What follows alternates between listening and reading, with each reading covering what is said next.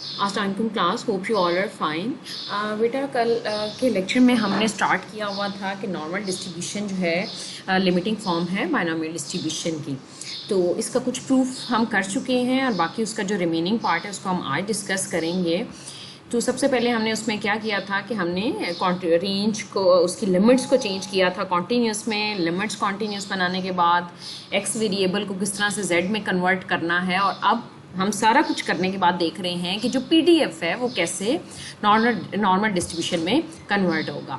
तो इसका अगर हम कल का ओवरव्यू देखें तो हमने स्टार्ट लिया इन दो कंडीशंस के साथ, फिर हम ये पीडीएफ स्टर्लिंग अप्रॉक्सीमेशन अप्लाई की, लिमिट्स चेंज की हमने, और हमने वेरिएबल्स को जेड की फॉर्म में कन्वर्ट किया, और साथ में ये डिफरेंशियल तक काम हमने किया था। अब हमने क्या करना है, हमने इसका पीडीएफ बनाना है। Hence the probability differential of the distribution of z in the limit given by 3 is 3 अब हमारे पास क्या है यहाँ पे जी, लिमिट गिवन बाय 3, इसमें हमने इसको कन्वर्ट करना है। ठीक है, इस इक्वेशन को हमने उसके पीडीएफ में, तो हम इसको कैसे लिखने जा रहे हैं इसको ज़रा देखिएगा कि हमने इसको लिखा Hence the probability differential of the distribution of z in the limit given by 3 is, आप अच्छा एक तो याद रखिएगा बात, जब भी probability differential लिखना हो तो वो इक्वल होता है डिफरेंशियल, ये कैपिटल जी है, मींस जैसे आप डिस्ट्रीब्यूशन फंक्शन लिखते हैं कैपिटल एफ ऑफ एक्स, तो क्योंकि अब हमने एफ ऑफ एक्स उसके लिए यूज़ किया है तो इसको डिफरेंशिएट करने के लिए हम जी ऑफ जेड यूज़ कर रहे हैं। तो D differential capital G of Z equals to small G, जैसे स्मॉल एफ एक्स हम लिखते हैं इसी तरह स्मॉल जी ऑफ जेड और इंटू डी जेड। ठीक हो गया, ये प्रोबेबिलिटी डिफरेंशियल की इक्वल होता है। तो आपने क्या किया, यहाँ पे इसी तरह डी कैपिटल जी जेड आएगा। अब आपने लिमिट, ये इक्वेशन नंबर 3 आपने माइंड में रखनी है। लिमिट है 1/√2π है और इंटू 1/n डी जेड। अब ये 1/n क्या आया हमारे पास, तो वो काफ़ी अच्छी सी बड़ी इक्वेशन थी 3, और अब हमने 1/n क्या रख दिया। हमने क्या किया है कि ये जो इक्वेशन नंबर 3 में ये 1/√2π ये जो था इसको साइड पे कर दिया है। ये जो हमारे पास स्क्वायर रूट NP³ है वो किसके साथ कैंसिल हुआ होगा, क्योंकि आपको पता है कि ये जो आपने dx को जब dz में कन्वर्ट कर रहे हैं, आपका जो dz है वो किसकी इक्वल है, dx/this के। ठीक है, तो ये वाला जो NP³ है वो उसके साथ हमारा कैंसिल हो गया होगा। ठीक है, ये क्लियर है, ये dx इक्वल है NP³ dz के, तो ये NP³ और वहाँ पे जो डिनोमिनेटर में NP³ है वो कैंसिल आउट हो जाएगा। पीछे हमारे पास क्या बचेगा, NP³ भी हमारे पास कैंसिल हो गया, इसको हमने साइड पे कर दिया। ये जो सारी टर्म है इसको मैंने 1/n का नाम दिया है, 1/n, क्योंकि हमारे पास आप देखें तो वैल्यूज x/np और n - x/nq था, इसलिए इन्वर्ट करके मैंने इसको नाम क्या दिया है 1/n का। जैसे मीन्स आप देखेंगे कि भी हम लेट कर लेते हैं कि ये चीज़ इसकी इक्वल है, तो सिंप्लीफिकेशन करने के लिए मैंने इसे 1/n का नाम दे दिया।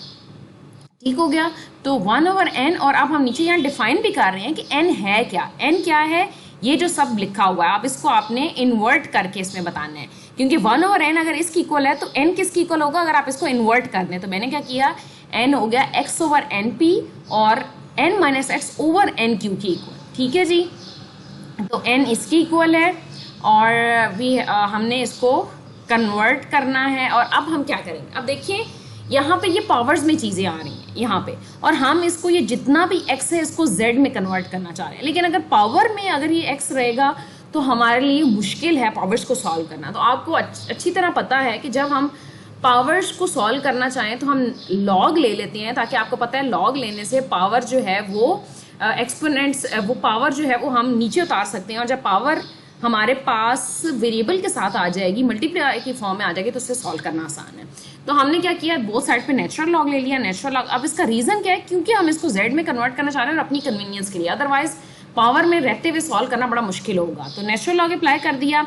आपको पता है जब पावर पे नेचुरल लॉग अप्लाई होता है पावर पे, तो पावर पहले आ जाएगी, फिर नेचुरल लॉग एंड दिस, और फिर ये आप प्लस, क्योंकि आपको पता है मल्टीप्लाई हो रहा हो तो लॉग अप्लाई करें तो वो प्लस में कन्वर्ट हो जाता है, प्लस n - x + 1/2 और नेचुरल लॉग दिस आ जाएगा। ठीक हो गया, अब आपने क्या करना है, x की क्या वैल्यू थी, x इक्वल था np + z square root NP³, इसकी इक्वल था, आपको पता है ये हमने कल बनाया था, x को कन्वर्ट किया था। ये देखें x इसकी इक्वल है, x/np इसकी इक्वल है, इसी तरह n - x इसकी इक्वल है। तो ये वो सारी वैल्यूज़ हम इसमें पुट कर रहे हैं। तो आपने x की वैल्यू पुट कर दी पहले, x किसकी इक्वल है +1/2 as it is, plus log x over N P आपने ओवरऑल बनाया हुआ है वो यहाँ पे पुट कर दिया natural log, plus n minus X की वैल्यू किसकी इक्वल है वो आपको पता है +1/2 एज इट इज आ गया, और n minus X over N Q की वैल्यू भी आपके पास है वो आपने पुट कर दी।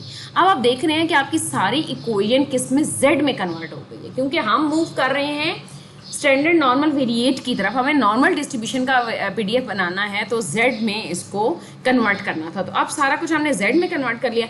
अब समझे कि मेजर टास्क हमने कर लिए, अब जो फर्दर है वो जस्ट मैथमेटिकल सिंप्लीफिकेशंस हैं कि मैथमेटिकली आपने उनको सॉल्व करना है। तो आपने क्या किया, अब इसको फर्दर सॉल्व करने के लिए हम क्या कर रहे हैं, अच्छा इसके ऊपर आप नेचुरल लॉग सीरीज अप्लाई कर दिए, लॉग सीरीज 1 + x वाली और 1 - x, ये मैंने ऊपर मेंशन की नहीं है सीरीज, लॉग 1 + x और लॉग 1 - जहाँ 1 + x है वहाँ यहाँ वाली ये वाली सीरीज आ जाएगी, और 1 - x में ये वाली। 1 + x में क्या होता है प्लस माइनस साइन आएगा, और 1 - x में सारे माइनस आएंगे, मीन्स अगर आप माइनस कॉमन ले लें तो इनसाइड सारे प्लस हो जाएंगे। तो अब इन सीरीज को देखते हुए हमने क्या करना है, आपने सीरीज यहाँ पे अप्लाई कर दी है, तो ये क्या हो गया, उसमें था x + x² ओवर 2, तो x आपके पास अब क्या है, ये देखिए ना 1 + x था, तो x आपके पास है z√q ओवर np, तो सबसे पहले x फिर माइनस आपने क्या करना है x² ओवर 2, तो 2 हमने साइड कर दिया, साथ में x² प्लस, सिर्फ 2 टर्म्स तक ही हम ओपन करेंगे क्योंकि पहले ही ये बहुत बड़ी इक्वेशन बन रही है, बाकी आप सो ऑन कर देंगे, या सो ऑन डालना मत भूलिएगा, प्लस अब ये एज इट इज आएगा, प्लस इस 1 - x की सीरीज, तो ये माइनस हमने कॉमन ले लिया, ये x + x² / 2 plus so on कर दिया। अब नेचुरल लॉग से भी हम फ्री हो गए हैं। अब हमने क्या करना है, अब ये इनसाइड सारी टर्म्स मल्टीप्लाई होंगी। सबसे पहले आपने np को इसके साथ, फिर np इसके साथ, फिर इसी तरह ये वाली टर्म इसके साथ, इसका मतलब 1 by 1 ये सारी टर्म्स मल्टीप्लाई होंगी। तो देखते हैं np जब इसके साथ मल्टीप्लाई हुआ तो क्या आया, npz√q ओवर np, फिर इसके साथ मल्टीप्लाई हुआ तो ये क्या आया -1/2, मतलब ये 2 डिनोमिनेटर में ऐसे ही, np साथ में z², और ये स्क्वायर की वजह से ये स्क्वायर रूट कैंसिल होकर q ओवर np बन जाएगा, प्लस सो ऑन।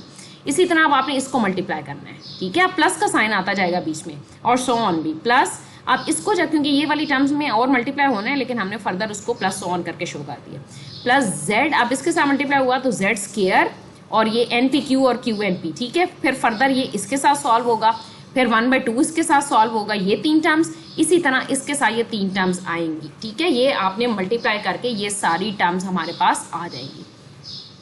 उसके बाद आप क्या कर रहे हैं, उसके बाद फर्दर सिंप्लीफिकेशंस के npq की p ओवर nq जितनी ये पावर सॉल्व हो सकती हैं। अब ये nq जैसे कैंसिल अगर हो रहा है कोई चीज़, कोई सॉल्व हो रही है, यहाँ पे ये देखें, ये आपने ये सॉल्व कर देने हैं, अगर np सॉल्व हो रहा है तो ये npq ऊपर स्क्वायर रूट में आ जाएगा। तो जितनी फर्दर सिंप्लीफिकेशंस कर सकते हैं आपने वो सिंप्लीफिकेशन कर लेनी है, ये सारी इन स्टेप्स में। अब मैं बता रही हूँ कि कॉन्सेप्चुअल चीज़ें हमारी ख़त्म हो गई हैं, यहाँ पे सिर्फ मैथमेटिकल चीज़ें हैं जिसकी हमने सिंप्लीफिकेशन की है। मैं अभी सिर्फ आपको 1-2 टर्म्स की सिंप्लीफिकेशन बता देती हूँ, बाकी आप खुद देख लीजिएगा। np/z√q और np, अब np और √np था, ये सॉल्व होके np स्क्वायर रूट बन जाएगा, और q स्क्वायर रूट पहले से था तो ये z√npq माइनस ये np से कैंसिल हो जाएगा, -z²q ओवर 2 प्लस ऑन, इसी तरह z² और ये np स्क्वायर रूट और ये np स्क्वायर रूट कैंसिल होके z²q रह जाएगा, माइनस यहाँ पे क्या होगा जी, np स्क्वायर रूट और np स्क्वायर रूट सॉल्व होके स्क्वायर रूट नीचे आ जाएगा, ये z³ ओवर 2 q 3/2, q की पावर क्योंकि ये एक 1 है और 1/2 ये ऐड होके 3/2। इसी तरह फर्दर आपने 1 by 1 ये सारा सॉल्व कर लेना है। सॉल्व करने के बाद ये जब सारे स्टेप्स आप सॉल्व कर लेंगे, सारी सिम्प्लीफिकेशंस ब्रैकेट्स में कर लेंगे, तो उसके बाद हमने क्या करना है, फिर फर्दर अब आपने इसको कंबाइन कर लेना है टर्म्स को, मीन्स हम सो ऑन को एट द एंड ले जाएंगे, बाकी सारी टर्म्स को हम कंबाइन कर देंगे। मीन्स आप देखिए ना, सो ऑन ये बारी बारी हमने यहाँ लगाया, लेकिन हम ये सारी टर्म्स हो तो ऐड ही रही हैं, तो हमने क्या किया, इन टर्म्स को जितनी हमारी रिक्वायर्ड टर्म्स थी उनको हमने पहले लिख के एट द एंड एक ही दफ़ा उसको सो ऑन कर दिया है। मीन्स ये z/npq फिर -z²q/2, फिर उसके बाद यहाँ से उठा ली प्लस z²q, ये सारे टर्म्स लिखने के बाद एट द एंड आपने क्या कर देना है, उसको सो ऑन कर देना। अब इससे क्या होगा कि जो टर्म्स कैंसिल आउट हो रही हैं, ये बस ये वाली टर्म कैंसिल आउट हुई है, और बाकी को आप सिंप्लीफाई -1/2 z²q, और ये वाला ये -1/2 है और ये +1 है, तो -1/2 +1 सॉल्व करके ये सारी टर्म्स आपने देख लें, अगर कहीं और भी z²q है यहाँ पे भी है तो उसको आपने सबको सॉल्व कर लेना है। तो ये हमारे पास क्या आ जाएगा, -1/2 Z square Q minus 1/2 Z square P. आपने पहले अभी तो सिर्फ सिंपली लिख लिया है। लिख लेने के बाद आप इसको फर्दर जो है वो उसको सॉल्व भी करेंगे। ये जैसे -1/2 है और ये +1 है तो ये सॉल्व हो जाएगा। तो हमने ये देखे -1/2 +1, तो +1 में से -1/2 करें तो +1/2, इसलिए प्लस में कन्वर्ट हो गए हैं। इसी तरह जो चीज़ें हम सिंप्लीफाई कर सकते थे z2 स्क्वायर रूट n, इसको मतलब स्क्वायर रूट n को कॉमन ले लिया, इसको q/p माइनस p/q इस तरह से कर दिया। जो चीज़ कॉमन आ सकती है उसको हमने फर्दर सॉल्व करके इस तरह से लिख लिया इसके। अब हमने क्या करना है, अप्लाई करनी है लिमिट, क्योंकि आपको पता है कि हम स्टार्ट से ये लिमिटिंग केस पढ़ रहे हैं। तो जब n के ऊपर आप लिमिट अप्लाई करेंगे बोथ साइड पे कि n अप्रोच कर रहा है इन्फिनिटी को, तो फिर क्या होगा, जिस टर्म में n डिनोमिनेटर में है, और देखिए सब जगह पे n डिनोमिनेटर में है, और आपको पता है कि something over infinity equals to 0। अगर डिवाइजर में इन्फिनिटी आए तो सबको 0 हो जाता है, अगर न्यूमरेटर में इन्फिनिटी आए तो वो पूरी टर्म को इन्फिनिटी बना दे। लेकिन हमारे पास ये सारा कुछ इधर भी डिनोमिनेटर में है, इधर भी डिनोमिनेटर में, तो ये सारा क्या हो जाएगा, हमारे पास 0 टर्म हो जाएगी। मैंने क्या लिखा है, इसको लिमिट अप्लाई करने के बाद ये 1/2 Z square Q plus 1/2 Z square P, और इधर लिखा है लिमिट n अप्रोचेज। ये o का मतलब है ऑर्डर n की पावर -1/2, मीन्स ये देखें n ये की पावर 1/2 है, इसको जब ऊपर लेके जाएंगे तो -1/2 हो जाएगा। इधर भी n की पावर -1, मीन्स हम कह रहे हैं जितनी भी स्क्वायर रूट वाली टर्म्स होंगी उनके ऊपर जब लिमिट अप्लाई होगी इस ऑर्डर की तो वो सारी 0 हो जाएंगी। अगर आप इस तरह से लिखना चाहें तो भी ठीक है, अदरवाइज आपको डायरेक्टली पता है कि समथिंग ओवर इन्फिनिटी 0, ये भी 0, ये भी 0, ये भी 0, ये टर्म 0 हो जाएंगी। ठीक हो गया। ये इसलिए यहाँ पे मेंशन कर दिया क्योंकि कुछ बुक्स में इस तरह से लिखा होता है ताकि आपको कंफ्यूजन ना हो। अब ये सारी टर्म तो हो गई 0, और आपके पास पीछे क्या रह गया लिमिट अप्लाई करने के बाद ये चीज़। अब z²/2 अगर आप कॉमन लें then you will get q + p inside, और आपको पता है q + p जो है वो 1 के इक्वल होता है। प्रोबेबिलिटीज़ हैं, प्रोबेबिलिटीज़ का सम 1 के इक्वल होता है। और आपने क्या किया, लिमिट n अप्रोचेस टू, अब आप जो है वो हम नेचुरल लॉ को ख़त्म करना चाह रहे हैं। तो आपको पता है कि नेचुरल लॉ को ख़त्म करने के लिए आप एक्सपोनेंट अप्लाई करते हैं। जब आपने एक्सपोनेंट अप्लाई किया तो नेचुरल लॉ खत्म हो जाएगा, और यहाँ पे क्या आ जाएगा, एक्सपोनेंट e की पावर z²/2। ठीक हो गया। और अब आपने ये रिजल्ट किस में पुट करना है, वो जो आपने 4 इक्वेशन बनाई थी। अब इक्वेशन नंबर 4 में gz इंटू dz ऐसे ही, और ये आपने ये जो हमारी इक्वेशन थी 1/√2π limit n approaches to infinity 1/n। अब limit n approaches to infinity 1/n का रिजल्ट जो है वो ये आया, ये आपने इस पर पुट कर देना है। तो ये हमारे पास क्या बना, 1/√2π e की पावर -z²/2 dz, और इसकी रेंज क्या है जी, -infinity to infinity. This is the probability density function of normal distribution with zero mean and unit variance। अब अगर आप लोगों को पता हो तो आप अच्छी तरह इस PDF से वाकिफ हैं कि ये तो स्टैंडर्ड नॉर्मल वेरिएट का PDF है। इट मीन्स आपने जब लिमिटिंग केस उस पर कंडीशंस अप्लाई की तो बाइनोमियल डिस्ट्रीब्यूशन जो है वो कन्वर्ट हो गई, या अप्रोच कर गई नॉर्मल डिस्ट्रीब्यूशन को।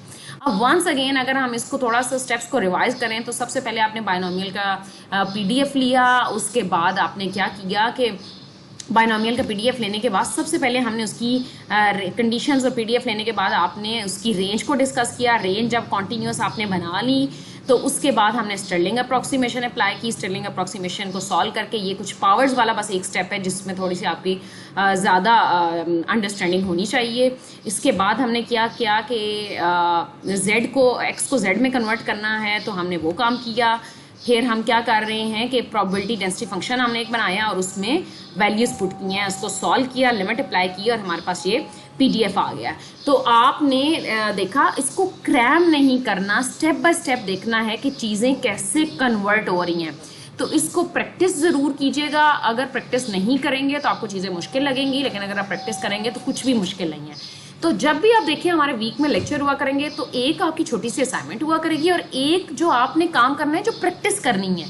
वो प्रैक्टिस आपकी असाइनमेंट तो नहीं है, लेकिन अगर वो आप, मैं तो बार बार आपको सिर्फ कह ही सकती हूँ, अगर आप नहीं करेंगे तो बर्डन आप पे आएगा, प्रॉब्लम आप फेस कर सकते हैं। ठीक है, तो फिर हर लेक्चर में जो मैं बार बार आपको वार्न कर रही हूँ कि डोंट थिंक सो कि पता नहीं MCQ टाइप अगर एग्जाम होगा तो हम तैयारी, वक्त का, हालात का कुछ पता नहीं है, कब ट्रेडिशनल से फिजिकल में, ट्रेडिशनल से ऑनलाइन, और कब ऑनलाइन से ट्रेडिशनल आप मूव कर जाएं।